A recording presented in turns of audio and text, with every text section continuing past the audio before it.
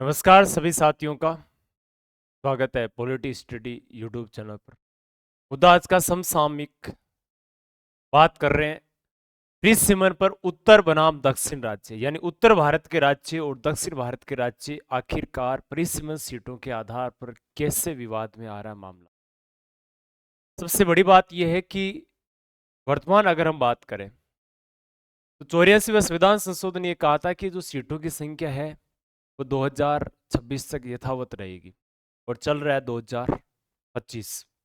सबसे बड़ा सवाल, सबसे खास बात यहां से मुद्दा ये निकल के आ रहा है कि दक्षिण भारत के जो राज्य है वो जनसंख्या के आधार पर अगर सीटों का विभाजन होता है तो इस बात से आपत्ति दर्ज करवा रहे हैं कि दक्षिण भारत का प्रतिनिधित्व नहीं मिल।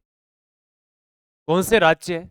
कर्नाटक है, तमिलनाडु है, केरल है, आंध्र प्रदेश है। ये जो राज्य है, तेलंगाना, ये जो राज्य है ये दक्षिण भारत के मुख्य राज्य में शामिल है। सबसे खास बात, भारतीय संविधान का एक अनुच्छेद है 82 और अनुच्छेद 82 में यह साफ साफ लिखा हुआ है कि प्रत्येक जनगणना के बाद में प्रीसिमन आयोग का गठन होगा। प्रत्येक जनगणना के बाद में प्रीसिमन आयोग का गठन होगा और उसी के तर्ज पर हमने क्या किया, 1951 की जनगणना के बाद में 52 में, 1961 की जनगणना के बाद में 1962 में, 1971 की जनगणना के बाद में 1972 में और फिर 2001 की जनगणना के बाद में 2002 की अगर हम बात करें तो प्रीसिमन आयोग का गठन हो चुका है।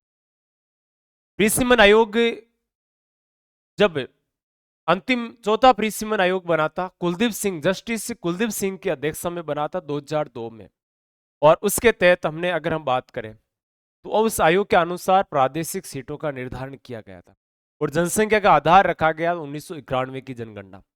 जनगणना का आधार क्या रखा था? 1991 की जनगणना का आधार रखा था और सीटों के बारे में यह कहा गया था 84वें संविधान संशोधन के तहत 2001 में हुआ था, 2002 में लागू हुआ था कि 2026 तक की विधानसभा की सीटें और लोकसभा की सीटों की संख्या 2026 तक यथावत रखी जाएगी। लेकिन फिर 87वां संविधान संशोधन हुआ था 2003 में, उसके तहत यह निर्धारण कर दिया कि जनसंख्या का आधार वर्ष है वो हमने 2001 कर दिया था। और जब भी प्रीसिमन आयोग का गठन होता है, जब भी प्रीसिमन आयोग का गठन होता है तो प्रीसिमन आयोग के गठन के तौर पे याद रखना अनुच्छेद 82 के अनुसार गठित होता है और प्रीसिमन आयोग के अध्यक्ष, प्रीसिमन आयोग के अध्यक्ष होता है सेवानिवृत्त सर्वोच्च न्यायालय के मुख्य न्यायाधीश, यानी सेवानिवृत्त सर्वोच्च न्यायालय के न्यायाधीश प्रीसिमन आयोग के क्या होते हैं? अध्यक्ष होते हैं। और यहां से बात, सबसे बड़ी बात है कि इसमें पदेन सदस्य भी होते हैं। जो अपना राष्ट्रीय निर्वाचन आयोग है, भारतीय निर्वाचन आयोग के मुख्य निर्वाचन आयुक्त पदेन सदस्य होता है। अन्य दो निर्वाचन आयुक्त और होते हैं, वो भी पदेन सदस्य होते हैं। राज्यों के निर्वाचन आयुक्त जो होते हैं, प्रत्येक राज्य के निर्वाचन आयुक्त, वो भी इसमें पदेन सदस्य के तौर पे होते हैं। और विधानसभा के और लोकसभाओं के, यानी लोकसभा के 5 सदस्य होते हैं और प्रत्येक राज्य की विधानसभा के 5-5 सदस्य इसमें शामिल किए जाते हैं। लोकसभा के और विधानसभा के सदस्यों को मत देने का अधिकार नहीं होता है, सिर्फ मीटिंग में भाग ले सकते हैं। बाकी वोट देने का अधिकार है निर्वाचन अधिकारी, निर्वाचन आयुक्त होते हैं, उनका ही होता है। सबसे बड़ी खास बात अपने लिए समय यह है, बात यह है कि प्रीसिमन आयोग पर जो उत्तर बनाम दक्षिण का मामला चल रहा है, उस बहस की अगर हम बात करें तो याद रखना हम समसामयिक मुद्दे लेकर आते हैं। अपने चैनल का नाम है पॉलिटी स्टडी यूट्यूब चैनल, और आप जिससे गूगल पे सर्च करते हो, जहां से अभी आपको मिला, अपने दोस्तों के साथ शेयर अवश्य करें इस बात को। बहुत महत्वपूर्ण जानकारी इसके संदर्भ में आपके लिए लेकर आई जाती है। देखो, सबसे पहली बात अगर हम करें तो एक तो बयान आता है, अगर देश भर में मौजूदा आबादी के आधार पर निर्वाचन क्षेत्रों का बंटवारा किया जाए तो ऐसी स्थिति होगी कि तमिलनाडु को 8 लोकसभा सीटें गंवानी पड़ेगी। यानी जनसंख्या के आधार पर अगर सीटों का विभाजन किया जाए तो तमिलनाडु की बात की गई, किसने की है? तो ये M.K. स्टालिन मुख्यमंत्री है तमिलनाडु के, उन्होंने कहा है कि 8 लोकसभा सीटें गंवानी पड़ेगी, यानी सीटों की संख्या कम हो जाए क्योंकि वहां की जनसंख्या में वृद्धि नहीं हुई। उत्तर भारत की बात करें तो लगातार जनसंख्या वृद्धि हो रही है। अगर हम बात करें तो उत्तर भारत में सबसे ज्यादा जनसंख्या वाला राज्य एक तो महाराष्ट्र, जैसे मान लो कि उत्तर प्रदेश है, महाराष्ट्र है, मध्य प्रदेश है, बिहार है, घनी जनसंख्या वाला क्षेत्र है। फिर दक्षिण भारत को प्रतिनिधित्व कैसे मिलेगा? बहुत कम दक्षिण भारत के राष्ट्रपति प्रधानमंत्री बने हैं, ध्यान रखना। ठीक है, इस पर बयान दिया था अमित शाह ने।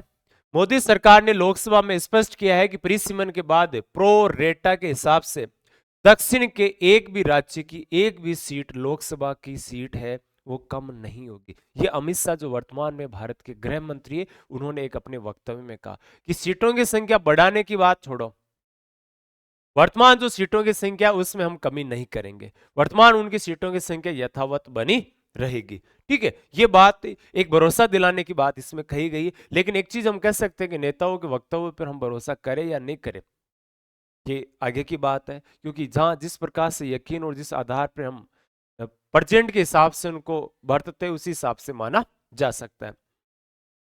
दूसरी बात अगर हम बात करें तो दक्षिण भारत के 5 राज्यों की अगर हम बात करें तो आंध्र प्रदेश है, केरल है, कर्नाटक है, तेलंगाना और तमिलनाडु। यहां पर टोटल इन 5 राज्यों की सीटों की संख्या आती है, मिलाकर कितनी सीटें आ रही है, तो मिलाकर सीटों की संख्या आ रही है इसमें 129, जबकि वर्तमान में लोकसभा में सीटों की संख्या है 543।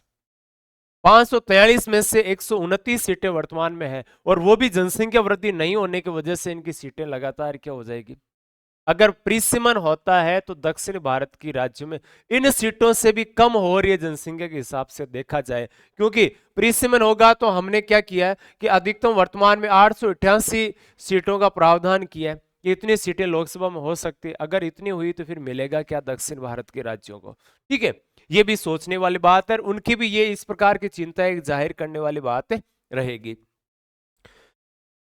प्रीसिमन भारत में लोकसभा और विधानसभा क्षेत्रों की सीमाओं को फिर से निर्धारित करने की प्रक्रिया। प्रीसिमन से तात्पर्य क्या है, लोकसभा की सीटें और विधानसभा की सीटों को एक बार फिर से क्या करना है, सीमाओं को फिर से निर्धारित करने की एक प्रक्रिया होती है, ताकि जनसंख्या के आधार पर हर क्षेत्र का प्रतिनिधित्व समान और निष्पक्ष रूप से हो सके। यानी जनसंख्या के अनुपात में और जो क्षेत्र विभाजित कर रहे हैं, प्रीसिमन का मतलब हो गया लोकसभा सीटों को इस आधार पर विभाजित करना कि हर जनसंख्या के आधार पर, जनसंख्या के अनुपात में उनको प्रतिनिधित्व दिया जा सके।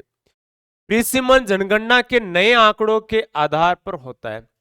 अभी एक सबसे बड़ी दिक्कत ये भी आएगी कि 2021 की जनगणना अभी तक हुई नहीं है, लेकिन हम तैयार हो रहे हैं 2026 के प्रीसिमन के। एक तो है संशोधन करके इसको आगे बढ़ा दिया जाए या फिर जनगणना करा दिया जाए, दोनों में से एक होना तो जाहिर सी बात है। अनुच्छेद 82 प्रत्येक जनगणना के बाद निर्वाचन क्षेत्रों के पुनः समायोजन का उल्लेख करता है। अनुच्छेद 82 साफ साफ कहता है कि प्रत्येक जनगणना के बाद में क्या करेंगे, ये जो निर्वाचन क्षेत्र विभाजित है, इन निर्वाचन क्षेत्रों को क्या करने वाले हैं, वापस से समायोजित करने का नाम ही क्या है, प्रीसिमन है। ठीक है, अनुच्छेद 82 में कहा गया है कि प्रत्येक जनगणना के पूरा होने पर राज्यों को लोकसभा के सीटों का आवंटन और प्रत्येक राज्य को प्रादेशिक निर्वाचन क्षेत्रों में विभाजन ऐसे प्राधिकारी द्वारा और ऐसी रीति से पुनः समायोजित किया जाएगा जैसा संसद विधि निर्मित करके निर्धारित करे।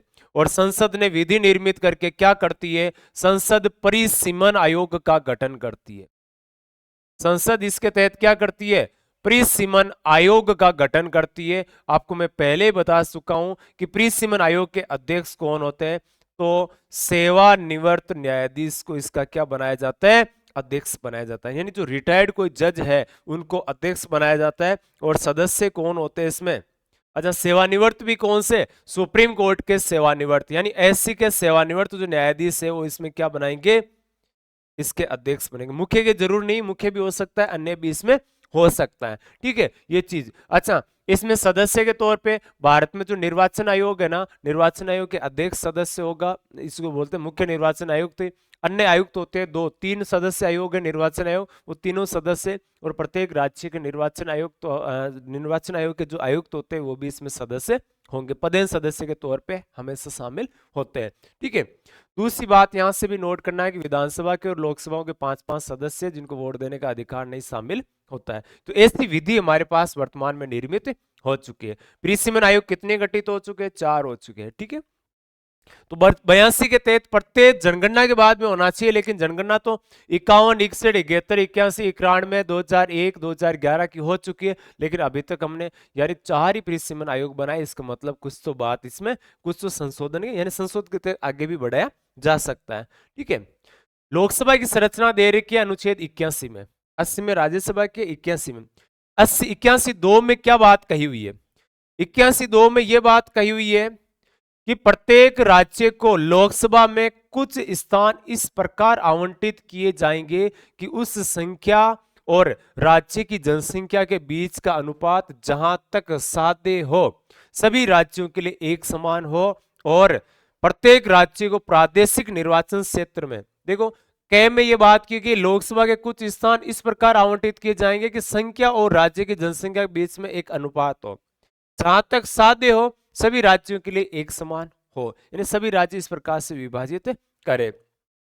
ख में दिया हुआ है प्रत्येक राज्य को प्रादेशिक निर्वाचन क्षेत्रों में, यानी प्रादेशिक का मतलब हो गया जैसे राजस्थान राज्य में विधानसभा सीटों को प्रादेशिक निर्वाचन क्षेत्र के आधार पर विभाजित किया जाता है। ठीक है, इस प्रकार विभाजित किया जाएगा कि प्रत्येक निर्वाचन क्षेत्र की जनसंख्या और उसको आवंटित स्थानों की संख्या के बीच का अनुपात जहां तक साध्य हो संपूर्ण राज्य में एक समान होना चाहिए। जहां तक वो संपूर्ण, जैसे हर राज्य का जो सीटों का आवंटन प्रादेशिक आधार पर एक समान होना चाहिए। जैसे मान लो कि किसी भी राज्य में, मान राजस्थान के 200 विधानसभा सीटें हैं, तो औसत जैसे 75,000 पर एक विधायक होना चाहिए, तो सभी क्षेत्र में इसी आधार पर विधायकों का आधार लिया जाना चाहिए। ठीक है, जनगणना के बाद ही पता चलता है कि निर्वाचन क्षेत्र की आबादी कितनी है, और इसके आधार पर निर्वाचन क्षेत्रों यानी लोकसभा और विधानसभा में बदलाव किया जाता है।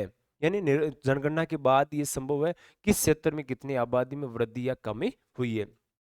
इसके लिए परिसीमन आयोग का गठन किया जाता है। अब तक भारत में 4 बार परिसीमन बना है, 1952, 1962, 1972 और सन 2002 में। 2002 में जो परिसीमन आयोग बना था उसके अध्यक्ष कौन थे? 2002 परिसीमन आयोग के अध्यक्ष थे जस्टिस कुलदीप सिंह। नाम क्या याद रखना है? जस्टिस कुलदीप सिंह इसके क्या रहे थे?